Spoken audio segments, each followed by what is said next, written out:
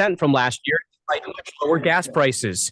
I'm Ben Hayes. We'll be back with more news from Santa Barbara, California, and the West. All right, stand by. Welcome to the Arts and Antique Radio Show, where your host, nationally recognized certified appraiser Elizabeth Stewart, Santa Barbara's treasure sleuth, will help you put a value on the treasures in your own home. Every time it rains, pennies from heaven.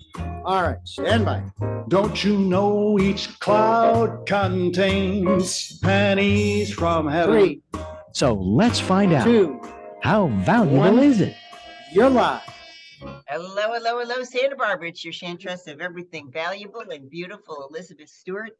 I am just blown away with the book, a new book that's come out. I've got the author with me. The book is called Mighty Bad Land. Bruce Luyendyk is here. He's the author, geologist, and the namesake of Antarctica's Mount Luyendyk. So I'm speaking with a man about an expedition in which a mountain in Antarctica was named after this geologist. And we're going to do a little background before I introduce Bruce to the show. He is a professor emeritus from our UC Santa Barbara, a fellow of the Geological Society of America, the American Geophysical Union, and the American Association for the Advancement of Science. In addition, in 2016, the U.S. Board on Geographic Names honored the author by naming Summit 1070 in Antarctica Mount Luyendyk. His prior research is in marine geophysics, including the exploration of deep sea black smokers, i.e. hydrothermal vents, using the deep submersible Alvin. You know, that's that interesting little submarine off Western Mexico. For this, he and his colleagues shared the Newcomb Cleveland Prize of the American Association for the Advancement of Science. Now, what's so interesting to me is that, you know, I've written a couple of books, and I've played with both fiction and nonfiction. I've written both kind of books. And I was launched into this book thinking this is going to be kind of a dry read, very technical, because it comes from a distinguished professor of science. And I was blown away, Bruce, because the idea is that you are such a good narrative writer. I mean, you're it's hard to do. Now, let me explain to your listeners. It's hard to explain something when you're not explaining it, when you're letting the characters explain. So you're embodying the character and you're saying, okay, you know, my friend said X and I responded X, and therefore you get a you get the narrative down. And so I give you a little example of this in the book, and then I want Bruce to tell us a little bit about how he wrote this book. On page 250, this letter has been delayed for 1 year because of difficulties in transportation at Little America. So what Bruce has done is really excel in dialogue. So this is the topic, but now here we're going to find out what this means through two characters. Delayed a year? Why? Well, before letters could leave Antarctica, the expedition would cancel, postmark them Little America. That's what the American public wanted. Bird Atlantic postmarks were souvenirs.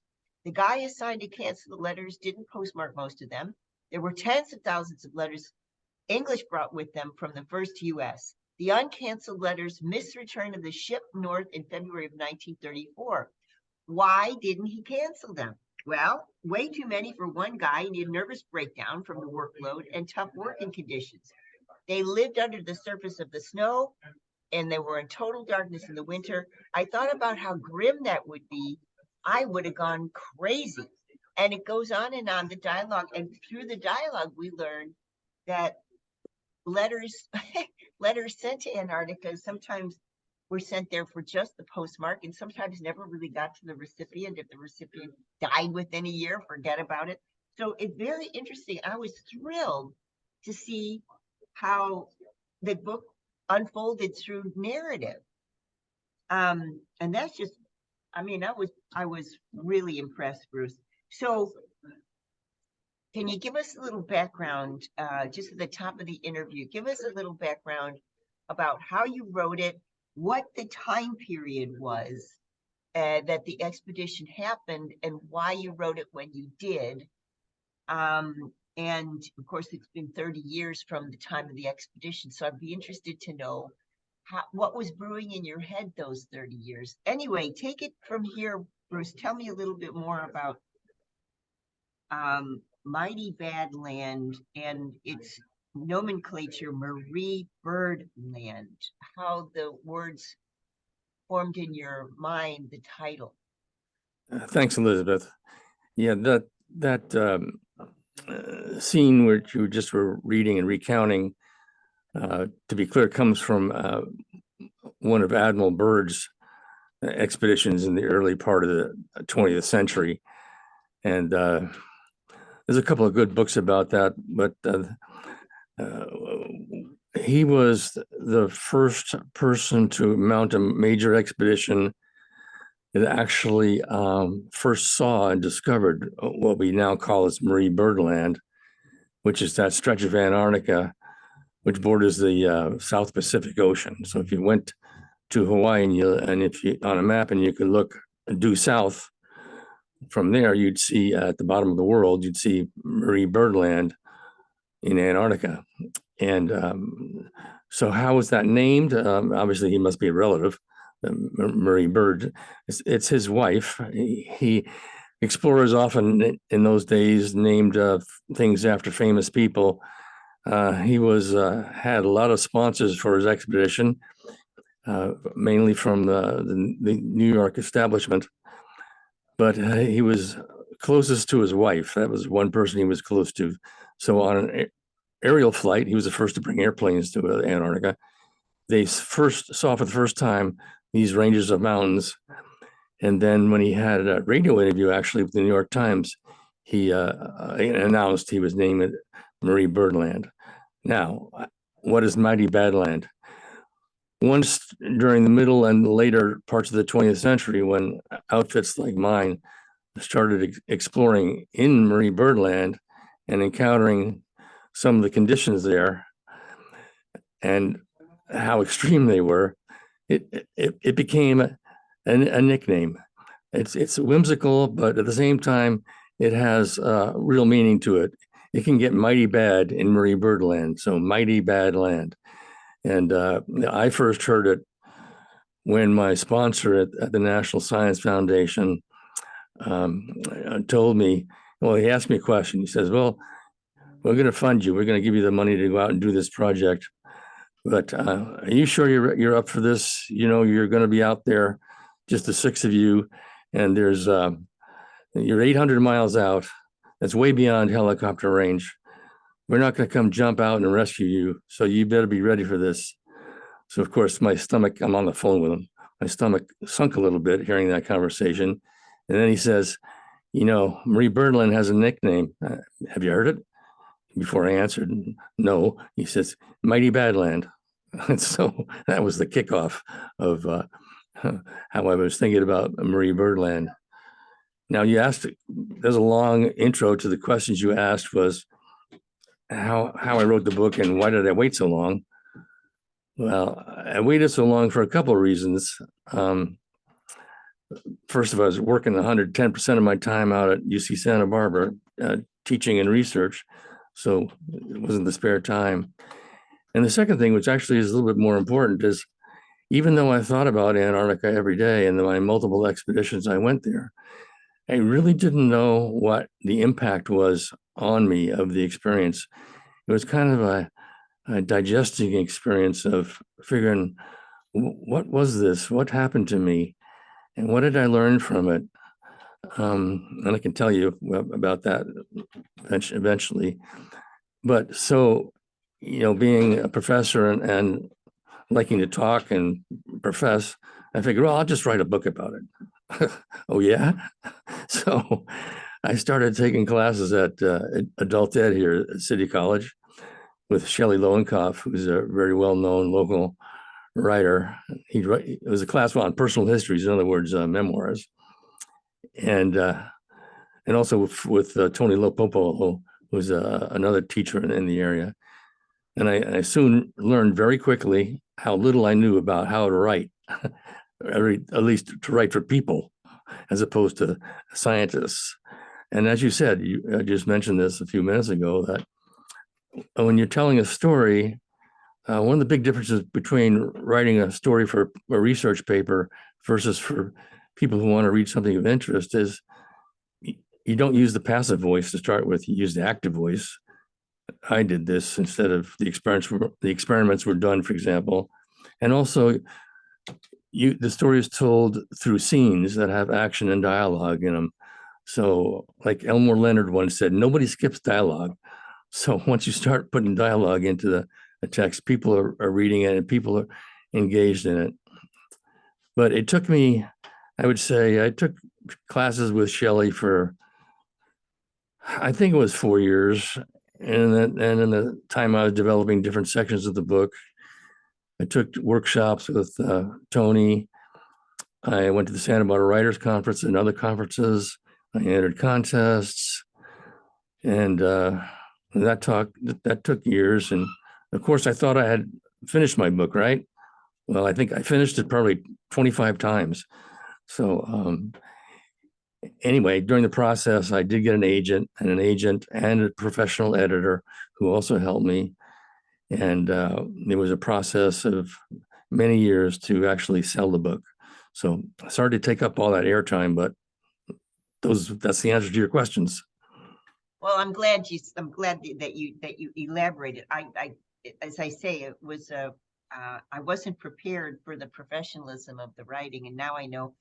I've had Tony on the air, and I know he is an expert at dialogue, and that kind of answers that question. And it also answers why you waited 30 years to write the book. You're a person that likes to prepare. And I want to just, before we go to quick break, I want to just, if you're tuning in right now, I want you to know that we're speaking with Santa Barbara's polar explorer and scientist, Bruce Luyendyk. His new memoir, Mighty Bad Land, is subtitled A Perilous Expedition to Antarctica, and the clues revealed that found an 8th continent. This is the first expedition to Marie Byrd Land in Antarctica. He went there with a team of 6 about 30 years ago, 800 miles from the next outpost, so way far away from anything. A lot of surprises during the expedition. People falling through the snow. I mean, you're just going through the book and seeing all of the adventures and the life-threatening encounters that Bruce went through. Very, very stunning. And I recommend the book heartily. Mighty Badland is the title. And we say, Bruce, just very quickly, can you tell us where we can pick the book up, and then we'll go to quick break. Well, sure. It's releasing on May 30th next week, and it's on Amazon and Barnes and Noble. And also there's going to be a signing of the book at Chaucer's in Loretto Plaza. They're going to have copies on hand for you to purchase, and I'll sign them. And that's happening this Wednesday, not this Wednesday, June 7th, Wednesday, a week from this coming Wednesday. Very good. So Richard, let's go to quick break. When we get back from the break, I've got a few more questions. For example, some nuts and bolts questions about sleeping, eating, dressing in Antarctica. I want to know how that was done. I want to know the temperature inside the tent. I want to know some of those real interesting, I don't know, just curious, I guess. Bruce Luyendyk is here with us talking about his book, Mighty Bad Land. Richard, let's go to quick break. And you're clear.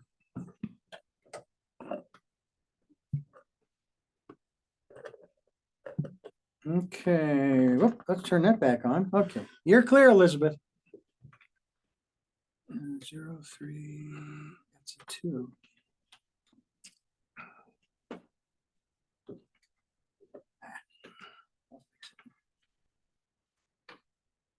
I'll be home for Christmas.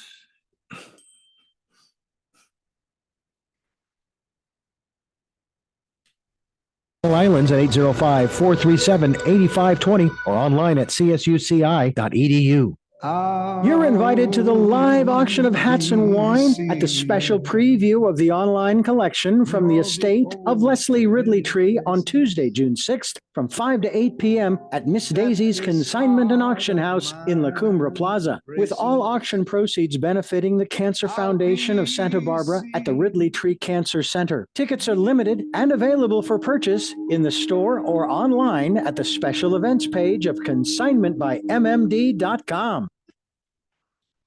That is one of your new temp sponsors through the 1st of July, Elizabeth.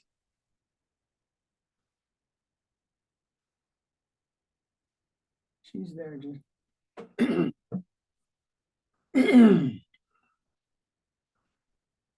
Did you hear that commercial? No, Oh. Oh, heavens. Let's change the name of that. I gotta tell John that you're, What?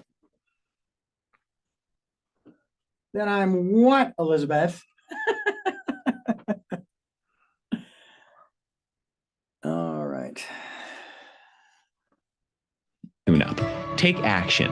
Call Action Roofing at 966-3696. 966-3696. All right, stand by.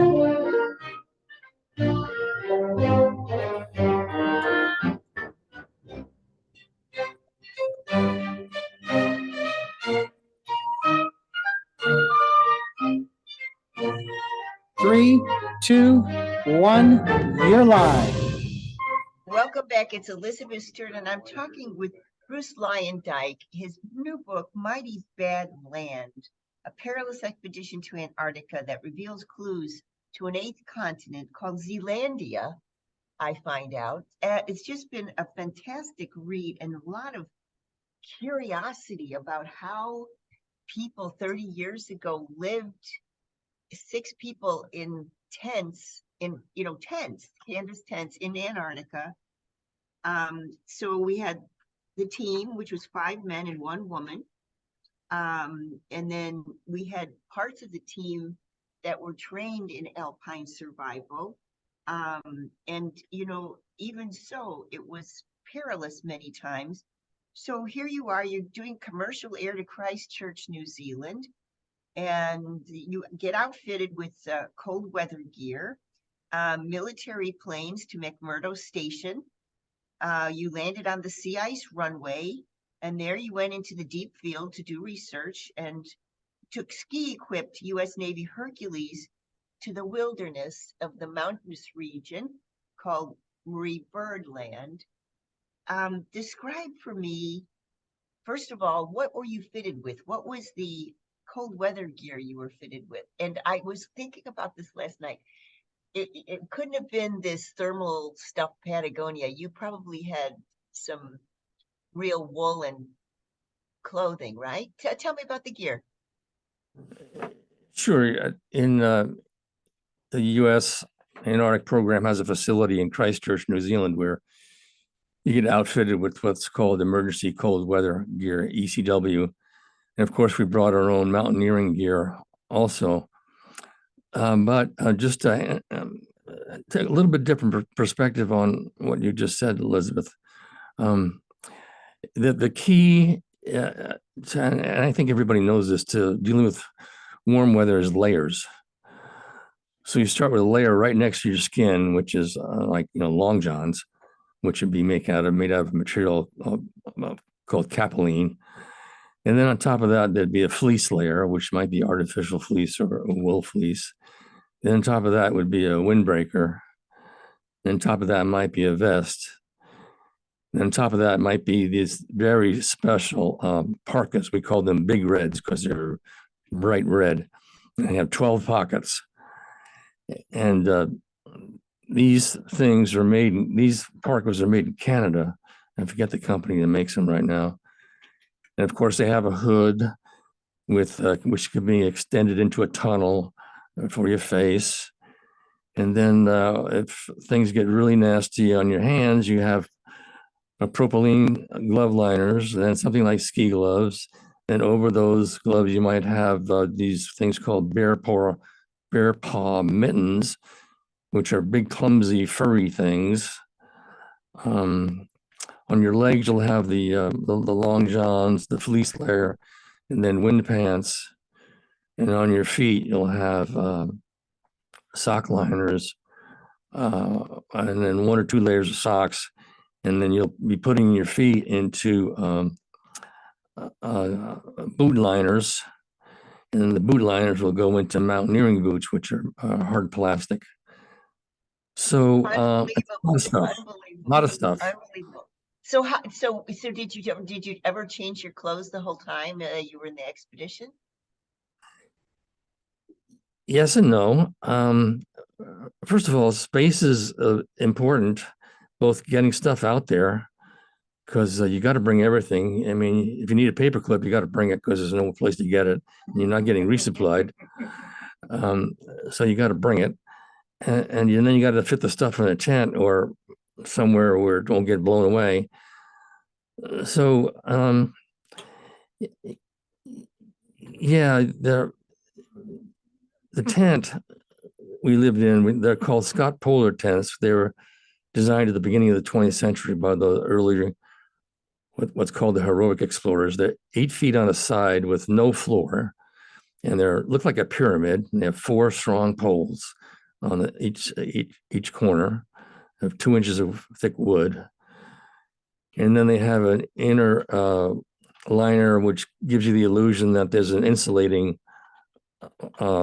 layer between you and the outside, which doesn't really matter.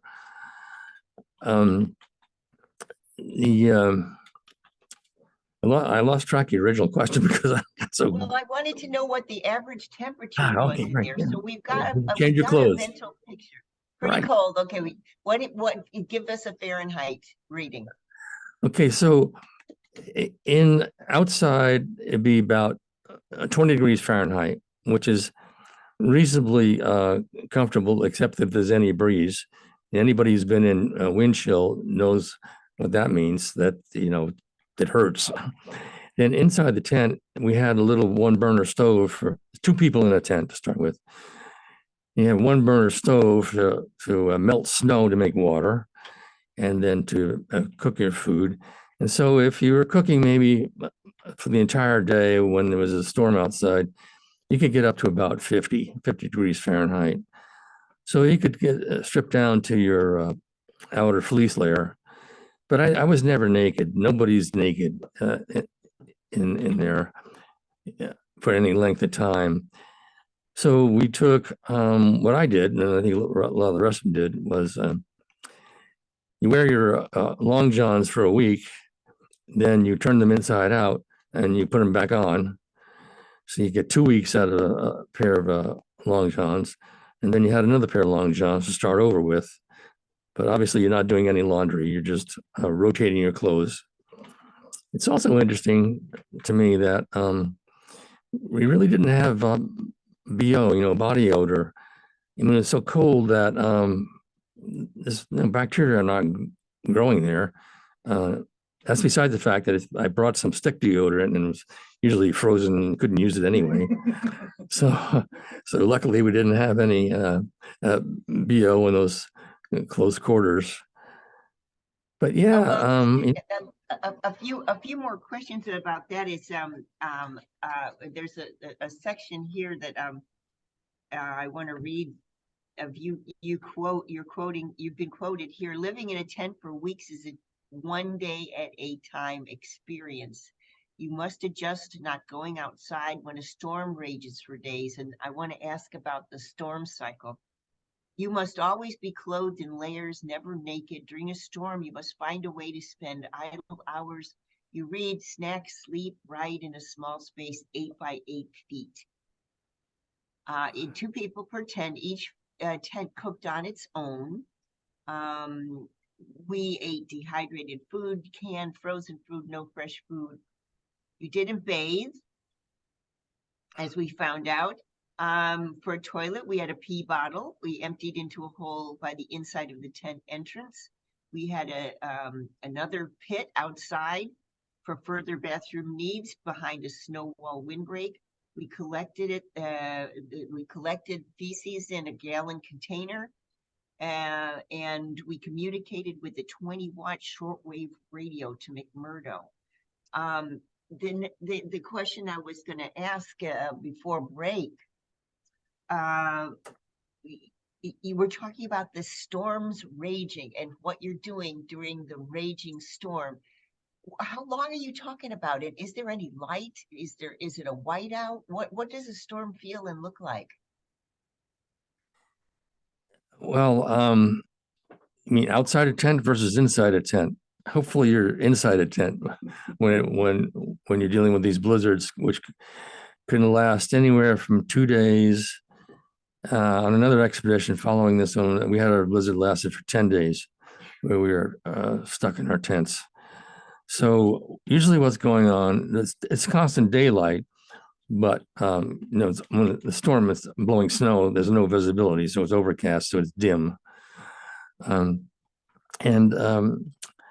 You just learn to ratchet down your life because you have to spend time either sleeping, and you can only do so much of that, except my tent mate managed to do it for 20 hours once, and reading and cooking stuff, and cleaning up stuff, rewriting your scientific notes so you could read them at another time.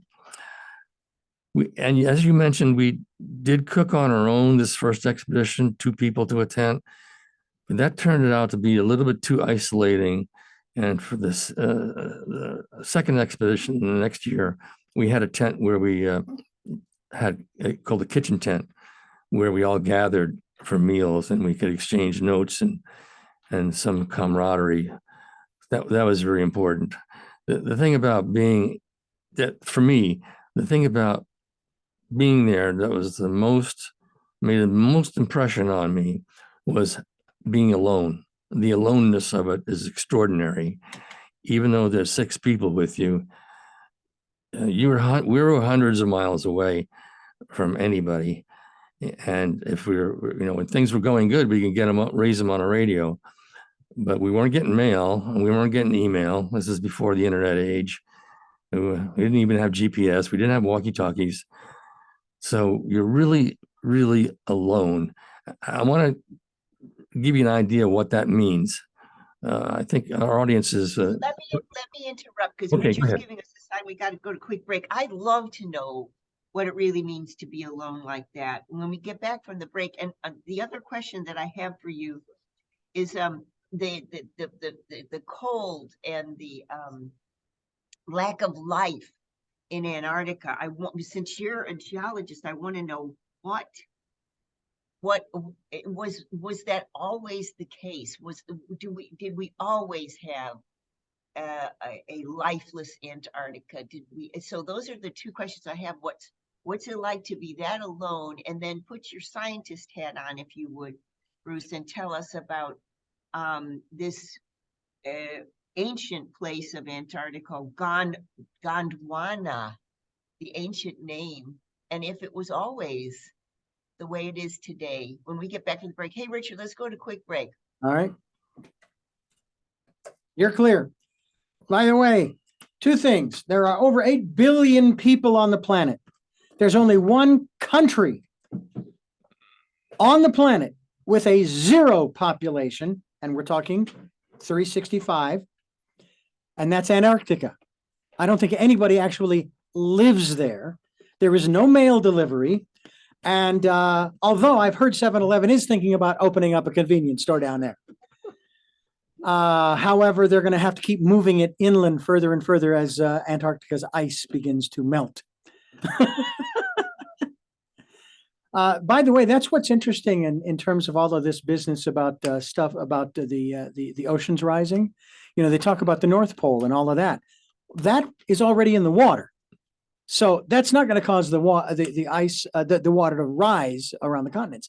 It's the ice over Antarctica that is going to cause the rising oceans and so forth. Exactly. If again, I'm not, because I'm neither way. My position on climate change and so forth is I don't give a crap about the science.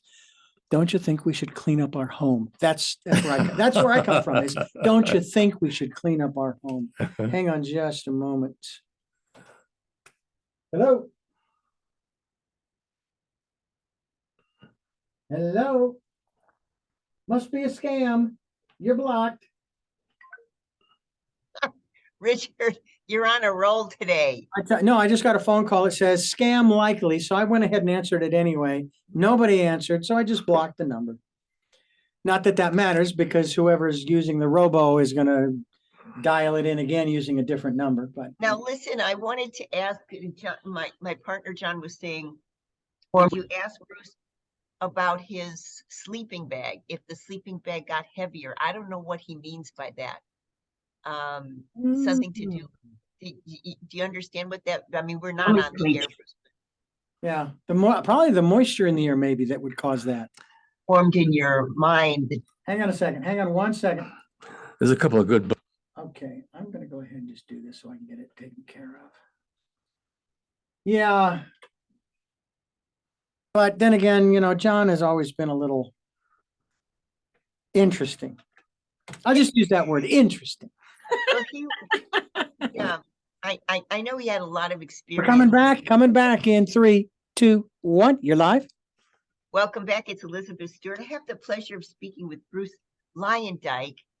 And Bruce had a really fantastic life-changing experience 30 years ago. He was part of an expedition to Antarctica. And right before the break, we were talking about, I was interested to know what he did during the blizzards that could last 2 days to up to 10 days. And there you are stuck in a tent. It's freezing, it's dark, or it's not dark, depending, because it's always light, but you can't see because the snow is swirling. What you do, what you think about, how empty that must feel. And Bruce said, before the break, he said, let me tell you what lonely is like. So go ahead, Bruce, tell me. By the way, Bruce, before you answer her question, please don't lose your train of thought. Was it anything like being alone together during the COVID pandemic? Now, oh, wow, that's interesting. Anything close to that?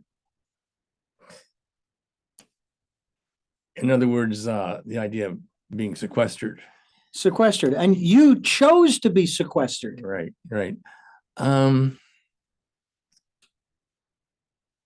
Actually, only slightly.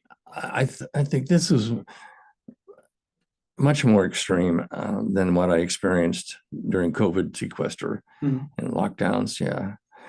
Let me give you a perspective on this from my point of view. Here's an analogy I tell people. We live in the Tri-Counties, so imagine you go down to the Santa Barbara airport and you're going to fly to Denver. So you do that. You take off from the airport, then immediately, while you're even climbing the altitude, you see nothing but ice, snow, and rock below you. And then you're flying for a few hours over the same thing: ice, snow, rock. And then you end up in your quote Denver destination 800 miles later, and there's nothing there. Matter of fact, nobody's been there.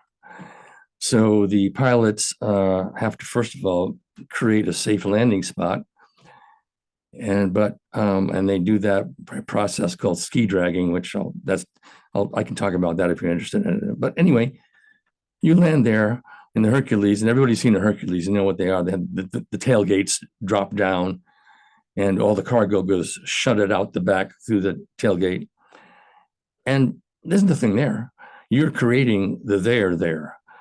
So right away, after that plane flies away and all your stuff is there, you realize this is the most alone I think I've ever been, except maybe in the middle of the ocean. But even there's ships around. And the aloneness for me, became even heightened when things got stressful and even dangerous, like in extreme storms where you were worried about your tent blowing away. Then what? Or when we had an accident, we had a crevasse accident, the rescue, you're alone. So you have to be, you got to be ready. So even though it took with the Hercules, 3.5 hours to fly us out to this nowhere spot, the weather is so challenging that in any given week, flying conditions are maybe only 2 days out of the week. So you're really not in a situation where you can get your paper clips that you forgot, or you can get immediately rescued by helicopters. Can't reach that far, and even the airborne fixed-wing Hercules, that's really questionable if they can just fire things up and come out and get you. So that's the aloneness. And then sitting in a blizzard with a tent making rifle snaps in your ears, and tent looking like it might lift up, which actually happened to friends of mine. So that makes you feel like you're alone, and anything that happens, you got to handle it. I wanted to ask about this alone feeling. You obviously missed your family and friends, but I want actually to, I don't know if it's a difficult topic, but I want to talk about the crevasse accident. And there's a picture in the book of a hole in the snow where one of the team is shouting down to somebody who fell through that hole. And he was saved. But I want to talk a little bit about that accident, just to kind of hammer home the self-sufficiency that one must have had, that you had, actually, Bruce. Maybe we'll talk about that, if that's okay, when we get back from the break. Hey, Richard. Yes, Elizabeth. Let's go to a quick break, and then maybe Bruce will tell us about the accident he's speaking about. This falling through the snow accident, and the rescue that was occasioned. Don't turn that down. Back in a minute. I'm speaking with Bruce Luyendyk, Mighty Bad Land, his story of a perilous expedition to Antarctica, a true story in which many interesting scientific discoveries were uncovered. And that's really the important part of the story, is this discovery of the 8th continent, Zealandia. A true story, interesting and fascinating and well written. Don't turn that down. Back in a minute with Bruce. All right, we're clear. By the way, yeah, this whole rescue thing, and this was all without roadside assistance, wasn't it? Travelers, I need help getting out of a hole. No AAA. No AAA. Absolutely. Wow, that's just amazing. And by the way, would you say that just a journey alone disproves the flat Earth theory? Would you say that's sufficient? You know what? I believe it or not, I couldn't believe this myself. There was this one guy. He was a flat earther, and he wanted to prove that there was a flat Earth. And something he got up into, I think, like a hot air balloon or something. What a nut. And then he got up so high he could actually see that the Earth was round. He saw sufficient, there was enough for him. Unfortunately, there was an accident where he ended up descending rather rapidly. He wasn't killed, but he was injured. But he was now a round earther. And I thought, is that what it really takes? Do you remember the guy who took a balloon up into almost to outer space? Yeah. He was in a suit. Yeah. And we see the video of him Yeah. plunging, Right. you know? Yeah. And a Nuts. good buddy of mine said that you can prove that the earth is not flat. Just look at the phases of the moon.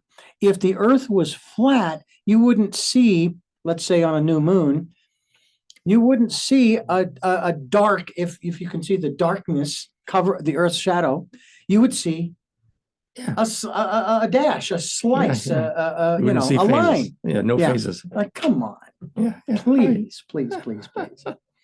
Although I still love the story of the North Koreans. Was it the North Koreans or the Chinese who sent 3 astronauts to the sun? And they said, "How can you do this?" Well, they did it at night. All right, we're coming back, Elizabeth.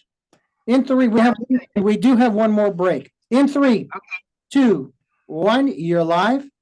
Welcome back. It's Elizabeth Stewart. My pleasure speaking with Bruce Luyendyk, his book, A Mighty Bad Land, his expedition to Antarctica. And Richard, look, I'll just show our listeners, if you are watching on video, this is Tucker shouting to Kimbrough. He fell through this split in the snow. And then, just so you're not too nervous, here is Dave Kimbrough safe on the snowmobile after a rescue. And that's from the book. By the way, they are sending a road crew up there to fill that slice in the snow in. Oh, okay. Well, Bruce, I want you to tell me what happened. What happened to Kimbrough? I saw Dave Kimbrough a few years ago, and then he sent me a picture last month where he was at March Madness in Houston with his wife. So he's living a good life.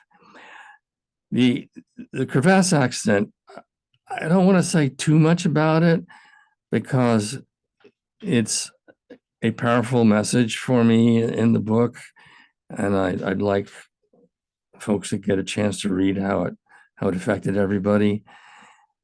The fact is that Antarctica is a wondrous, enchanting, beguiling place full of this unexpected majesty, but it's also dangerous, and there's unseen menace everywhere. And these crevasses are cracks in glaciers. Glaciers, as they move, they crack, and they make these deep slices, wedge-shaped slices that go down sometimes hundreds of feet. And in Antarctica, they end up being bridged by snow, blowing snow. Snow blows across them, and eventually, over time, a gap, these long slices, the gap of maybe a few yards gets bridged over by this blowing snow. It just builds and builds and builds over time, and they're hidden, so you can't see them. So traveling around or over glaciers is always dangerous. And we thought we were prepared for it. We all, of course, had ropes, and we learned how to do rescue techniques for ourselves and others if we fell through these bridges. And I think we underestimated how many there were and how dangerous there were. And on this particular day, and I've heard other people say the same thing, Antarctic veterans, this particular day when the accident happened was just one of these gorgeous, beautiful days. Was one of those days where you forget all the miserable ones that you spent locked up in your tent, and you felt this giant relief. But what you also end up doing, if you're not really alert, is you let down your guard, and you feel reassured by the wonderful beauty around you. So I think that's what I mostly want to say, that we were trained well enough, but like everything else in the Antarctic, luck matters, and it was on our side that day. Is there Is there a renewed belief in God and faith in terms of those kinds of times when your mind starts to run away? And I guess going back maybe a little bit, and how do you have you trained your mind during those 6, 8, 10 days trapped inside your tent to keep the fear, keep the anxiety from overtaking you? It's like what you were just referring to. Yeah, I wasn't that good at it. I was the leader, what they call the principal investigator. So I was responsible for everything, and that means you're accountable for everything. Mm-hmm. So whatever happens, for whatever reason, you're the leader, you're accountable. So yeah, I was constantly worried about, is this a safe thing to do, and et cetera, are we doing this correctly, et cetera. And we did have 2 mountain guides with us, one from Santa Barbara, by the way, Steve Tucker, the late Steve Tucker, who was a contractor here. But nevertheless, an accident's an accident. Yeah. So did it go through your mind quite often? What the hell was I thinking?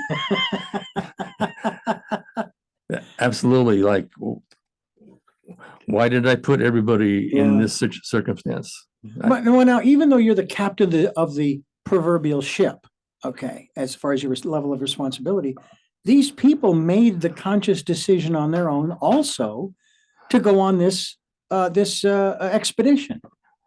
Exactly. They weren't naive. Right. I mean, anybody who thinks Antarctica is not dangerous should never go there. Okay. I just want to say, Richard, I want to go to quick break, but I think you bring up a really interesting point, and it was one on my list to ask Bruce about. So sometimes an experience, a place, an event in life match the demons in one's soul. Oh yeah. And you know what I'm talking about, because my very first 3 days in Ireland, the first time I traveled abroad like that, I was out of my mind because we didn't really have a plan. We had no place to go after the 3rd day. And I was like, oh my God, we're going to be living in our rental car, once our hotel reservation ran out. I'm sure. Well, no, but I'm talking about like the synchronicity of this, because when Bruce's book opens, he's not in a good place. No. I hear you. And so he takes on this expedition, and during this expedition,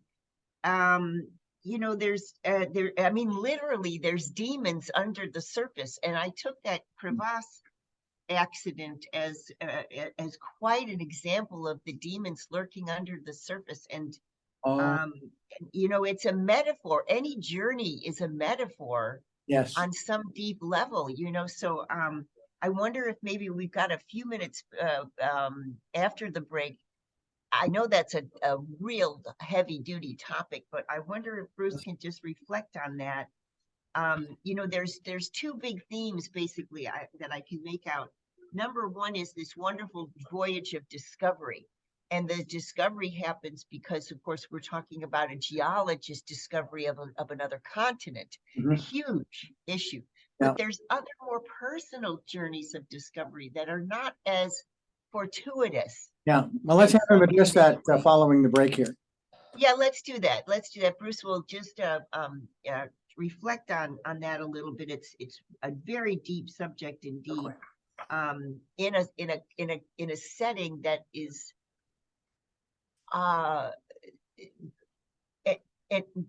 we would say both ensouled and soulless. Okay. Right. Okay, let's go to quick break. Don't turn that down. I'm speaking with Bruce Luyendyk. Mighty Bad Land is the name of the book. Don't turn that down. All right, you're clear. All right, and you'll have about 3 minutes. So let's dive right into that question that you want him to address in those 2.5 minutes. That's the amount of broadcast time left? Yes, following this break. 2.5? 2.5 minutes, yeah. Okay, I do want to answer the one question that I skipped over, but I'll do with the demons issue also, but I want ancient Antarctica. I think that'd be interesting for folks to. Oh, yeah. To maybe. not, you don't have to answer this on the program because of the time's constraint. Sure. But is there evidence at anywhere in Antarctica that verifies the theory of polar shift? Like polar wanderer? Is Yeah, that what you're talking because about? it's been said, not so much the wobble of the Earth, because that's been going on for centuries, for millennia, but there are those who say that the poles have shifted from where they are today several times throughout Earth's existence. Well, magnetic poles have. Yeah, They flipped. yeah. There's a Oh, huge, they've literally flipped opposite. yeah, so north is Wow. south and south is north. That's happened Wow. hundreds of times in Earth history. Okay. All right, we got about 30 seconds here. I take that back, about 44 seconds. We'll jump right back in, Elizabeth. I'll throw it to you. You can reiterate the question real quickly.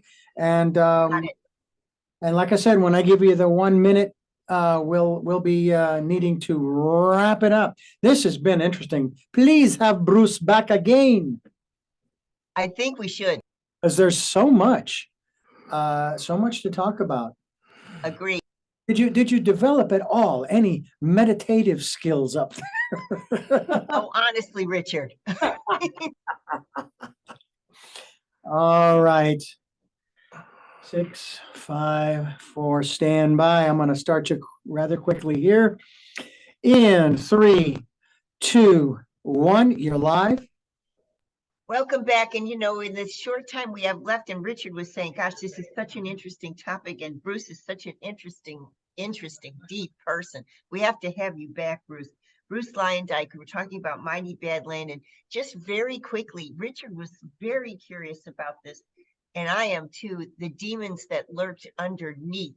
So is there something that you felt about this, the synchronicity between your journey to Antarctica, your discovery, and what was going on in your life, Bruce? Yeah, I think I got what I asked for. There's a quote from David Bowie that I lead off the book with, the musician. I want to read it because it kind of sums up what has driven me as a scientist and explorer. And here's the quote: "Always go a little farther into the water than you feel you're capable of being in. Go a little bit out of your depth. And when you don't feel that your feet are quite touching the bottom, you're just about in the right place to do something exciting." Wow. So what he's talking about is find your envelope, find the edge of your envelope, and that'll pay off. That'll be paying off for you. And Elizabeth was just showing that quote on the screen on the YouTube. Oh, okay, great. Yeah. I think that's, go ahead. I was going to say that is such an interesting reflection because it's so courageous. The idea of just going right to the edge of what you think you're capable of. That's another thing about this. There's the hero's journey that we're talking about in this book. And I just want to say there's the book is release date May 30th. Next Wednesday, not this week, but next Wednesday, there's a book signing at Chaucer's. You can meet the author, pick up a book and have it signed. And I didn't get a chance to read all the fantastic reviews that have come in and how it's gotten right to the top. #1 new release on Amazon. Fantastic. And thank you so much for being with us, Bruce. And you got to come back. Oh, thanks so much, Elizabeth. Thanks, Richard. All right, everybody is clear. Very good. That was great. So let me take this out. All right. That was wonderful. Please. It sure was. It sure was. We got to have you back. And it's just such an interesting thing that you made it into the studio, because we couldn't have heard the timbre and cadence of your voice. Yeah. Quite as it really came through, the emotion of it, and that Richard had you on a professional mic is a whole different thing than Zoom, and I'm grateful for that that happenstance. But anyway, I'll get with Kathleen, and we're gonna see if we can book you back again. Bruce to talk further about it. And congratulations on, the fortitude that it took to write this book. And I wish you all the best. As I was reading it, I was thinking, Richard, I want to get him in touch with I have a very good friend who's a 5-time Emmy Award winning screenwriter. And I was reading the book, and I was thinking Peter Lance has got to read this book and see if he can do some kind of a screenplay or a mini series. Oh, yeah. Would that not be cool? Around this? Wouldn't that be fantastic? And I was hoping I could get Bruce and Peter together.